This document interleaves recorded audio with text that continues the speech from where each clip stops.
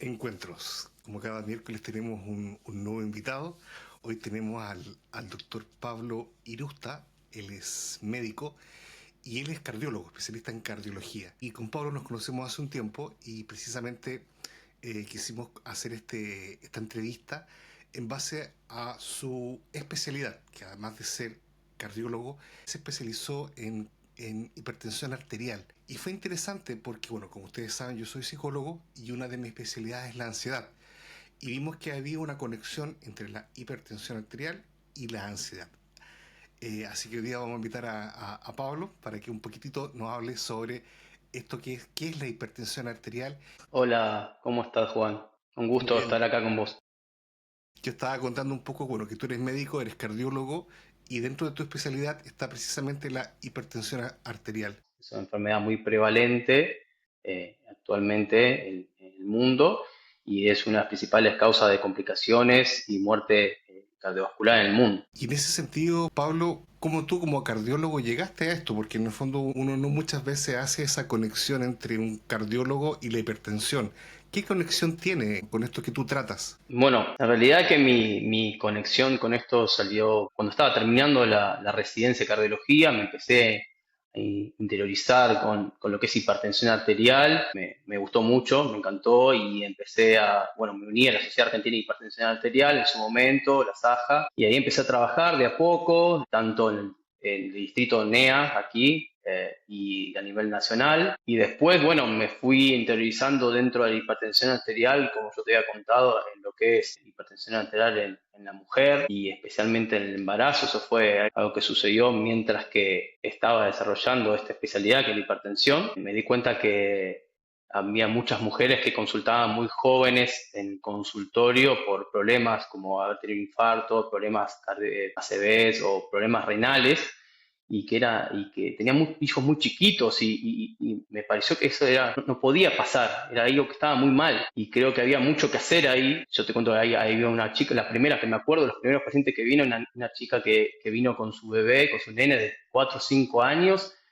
y viendo los estudios, ella había tenido hipertensión en el embarazo y de repente veo y tenía una función renal muy mala, casi para entrar a diálisis y ahí creo que sentí que habíamos perdido mucho tiempo y el sistema de salud había perdido mucho tiempo con esa mujer. Y creo que eso es lo que me instó a decir, bueno, vamos a tener que visibilizar estas cosas, hay que visibilizar y poder hacer algo con respecto a las mamás, a las mujeres que tienen hipertensión arterial y que no saben el riesgo que tienen. Es una oportunidad que tenemos que agarrar y no perderla. Oye, Pablo, y un poco cuéntanos esto de la hipertensión en embarazadas. ¿Tú nos podrías contar por qué es tan importante estar atento a esta realidad, especialmente para estas mamás que están esperando un niño? Bueno, como te decía, la hipertensión en el embarazo es una situación muy particular porque es un momento de la vida de la mujer que es muy especial, y se siente un poco vulnerable y cuando te dicen que tenés una enfermedad así, a veces es bastante chocante. La hipertensión en el embarazo son un montón de enfermedades en realidad no es una sola. Tenés enfermedades desde la mamá que se embaraza crónicamente con hipertensión, sabía o no sabía que era hipertensión y se embarazó, hasta la mamá que desarrolla hipertensión en el embarazo.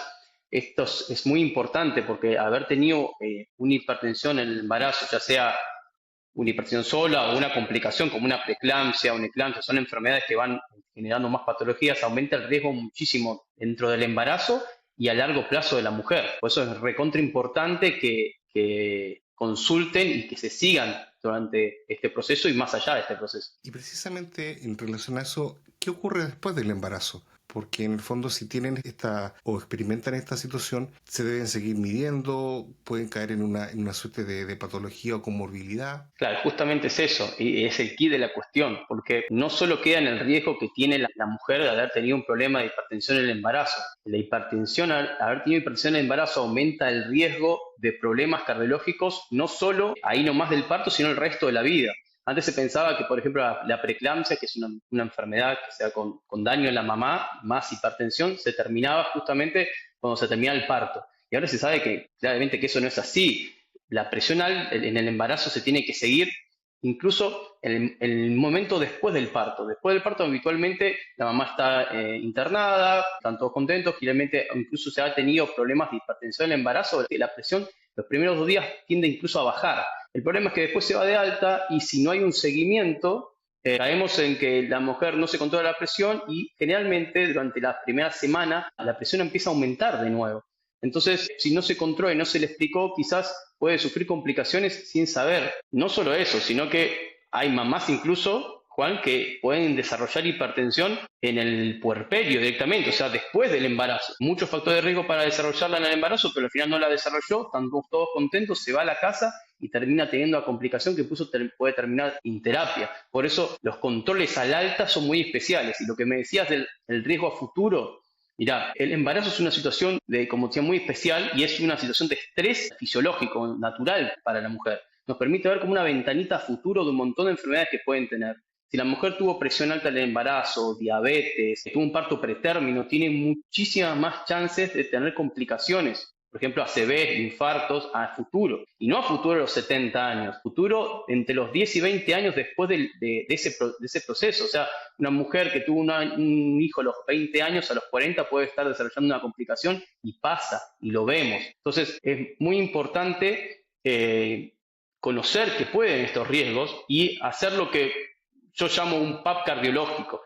¿Por qué? Porque todas las mamás, todas las mujeres saben, y eso es hay que felicitar a los ginecólogos, a los médicos generales, a los clínicos, porque establecieron que una mujer se tiene que hacer un PAP o una mamografía todos los años. Y eso es recontra importante y ya la mujer lo sabe que lo tiene que hacer. Ahora, la mujer se muere más de problemas cardiológicos que cualquier cáncer ginecológico junto. Y si tiene estos factores de riesgo, tiene que hacerse un chequeo cardiológico, un PAP cardiológico anual, porque esa es la forma de poder anticiparse y prever estas cosas y que no pase como esta mamá que vino ya con la función de los riñones ya muy deteriorada. Entonces, realmente eso me parece que es lo más importante a recalcar. Y dentro un poco de tu experiencia Pablo, como médico y como cardiólogo, me imagino, bueno, atendiendo también en este caso a embarazadas, tú del sistema de salud, ¿qué consejos prácticos precisamente le darías a estas mamás que se fijen después del embarazo? ¿En qué? Bueno, básicamente la realidad es que hay que concientizar mucho más, tanto a las mujeres, y eso es lo que estamos tratando de hacer desde el Hospital Materno Neonatal. Como vos sabés, yo trabajo ahí con un grupo de colegas muy importante y que juntos pues, hemos desarrollado muchas cosas. La doctora Nelly Jiménez, hemos desarrollado programas de concientización para las mujeres, para las mamás, y también programas de capacitación para lo que son los médicos y el sistema de salud, porque lo que falta es evidenciar estos problemas. A veces es un riesgo enorme, lo tenemos enfrente, es como un elefante en medio de tu casa, pero no lo llegás a ver. Y entonces la mujer no tiene ese acceso a ese control y perdemos una posibilidad muy importante de generar las condiciones para que esa mamá no tenga complicaciones a futuro. Entonces, me parece que lo que más rescatable es tratar de optimizar el seguimiento y el manejo interdisciplinario entre todas las especialidades para poder mejorar esto. Bueno, y Pablo, y pasando quizá a este segundo tema que también un poco nos interesaba poder tratar contigo, que es el tema de la relación que tiene la hipertensión arterial con la ansiedad, ya, con los trastornos de ansiedad, que ahí un poco entra en mi ámbito. Pregunta básica, ¿hay una conexión o no hay una conexión? Sí y no. Lo que pasa que eso yo te comentaba que tuve un montón de comentarios y un montón de charlas al respecto. Hay que diferenciar dos cosas primero, ¿sí? Tenemos que diferenciar lo que es hipertensión arterial de lo que es presión alta. Hipertensión arterial, como te dije, es una enfermedad. Tiene ciertos criterios diagnósticos y una vez que se diagnostica se puede tratar.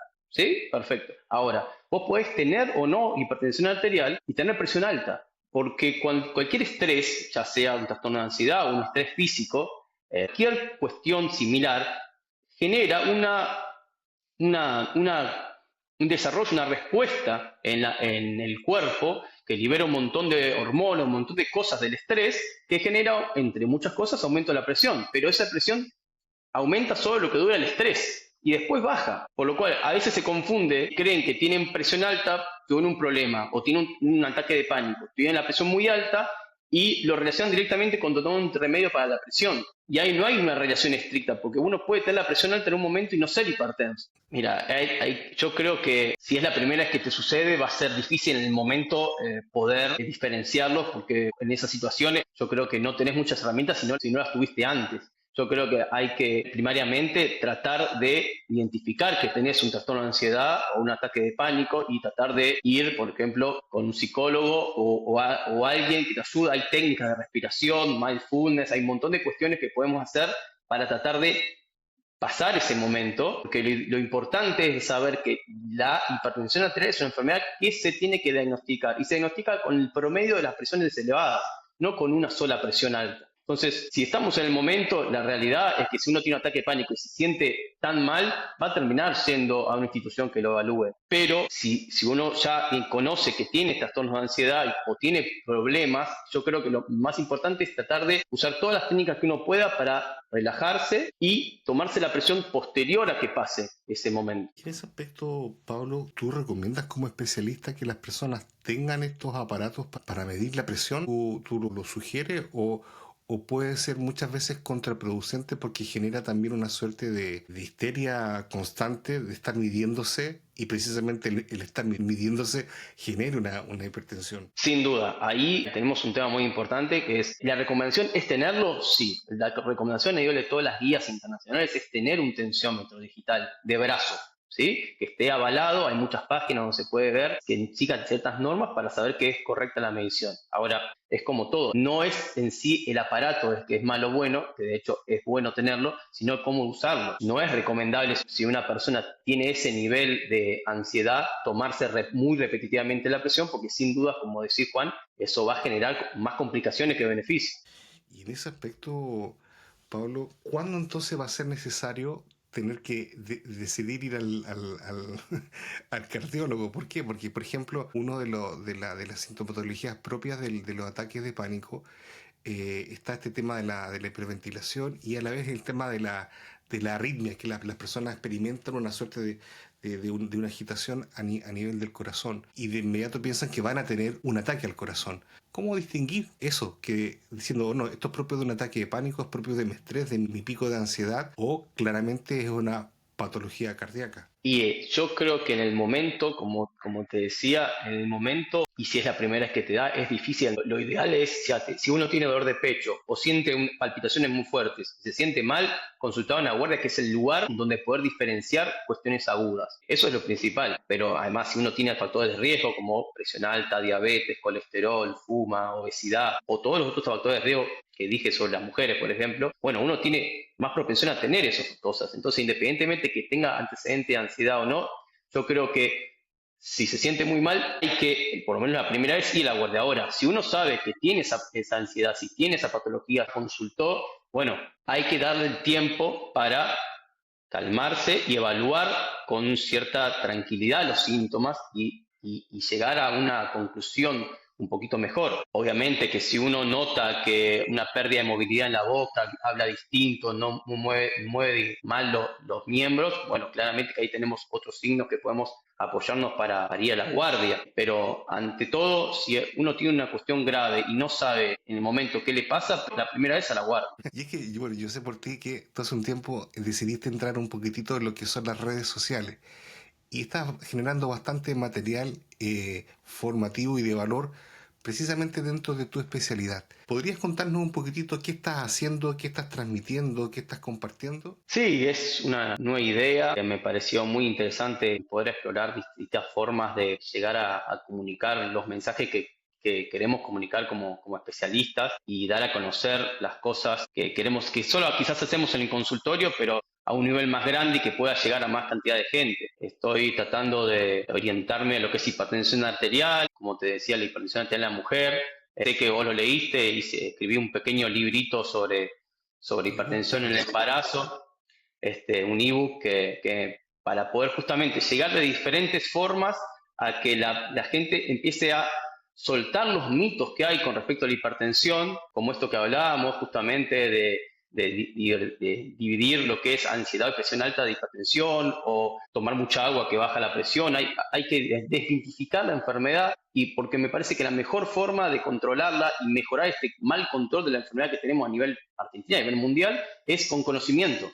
Y a veces el conocimiento no solo alcanza en el día a día con el consultorio, sino creo que lo mejor es tratar de masificarlo para llegar a la mayor cantidad de gente que se pueda. Y precisamente en ese aspecto, ¿cuáles han sido, como comillas, los mitos o los errores más comunes que tú te has dado cuenta que las personas tienden a tener con respecto a la hipertensión? Bueno, hay muchos mitos realmente. Bueno, este del que hablábamos, el principal por lejos, lejos, lejos, es sentirse mal, que te duele la cabeza y tomarte la presión y que esté alta y asociarlo con una enfermedad. La hipertensión no tiene síntomas en general. Asociar la cefalea. Incluso hay personas que me han comentado que solo por el hecho de tener cefalea ya toman una medicación para la presión. Y Claro. eso es muy raro porque en realidad no solo que la enfermedad, como te digo, no tiene síntomas, sino que tener cefalea no tiene nada que ver con tener la presión alta. Uno puede tener o no la presión alta. Entonces, a veces uno se automedica en situaciones que cree que son necesarias, pero no son así. También el hecho de tomar, o sea, tomar mucha agua, por ejemplo. Está muy ampliamente De moda. difundido que tomar mucha agua va a hacer bajar la presión. En realidad eso surge de algo que tiene parte verdad y parte mentira, como todo mito, que empieza por un lado y termina variando. En realidad hay ciertas personas que tienen una sobrecarga de líquido y hay remedios que hacen bajar la presión bajando el volumen del líquido. Pero tomar líquido y orinar más no es lo mismo que sacar el líquido que uno tiene en el cuerpo. Entonces se varió eso y se asoció el aumentar la ingesta de líquido para orinar más para bajar la presión. Esas son quizás las cosas que uno más conoce o más le dicen en la consulta. Y Pablo, bueno, de verdad se nos ha ido volando la hora.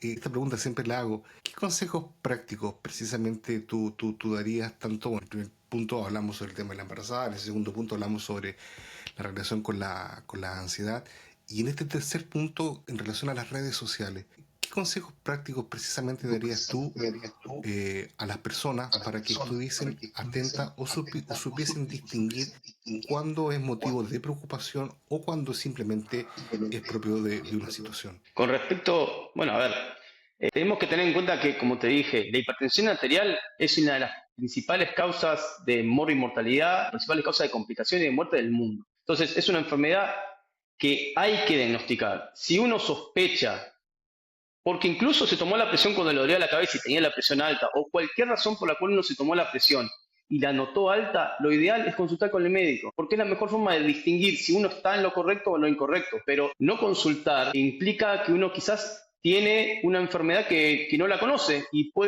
esa enfermedad, como te dije, no tiene síntomas de hipertensión, pero a la larga va lastimando. Creo que el consejo sería, no importa si te parece que está bien o mal, no importa en qué situación te tomaste, si notaste que la presión está alta, tenés que controlártela, anda a un médico, anda a un especialista que te oriente, que te eduque, porque quizás en ese momento no, pero a la larga, en algún momento de tu vida vas a tener la enfermedad u otras enfermedades, así que lo importante es, ante un síntoma, consultar o ante una duda, consultar.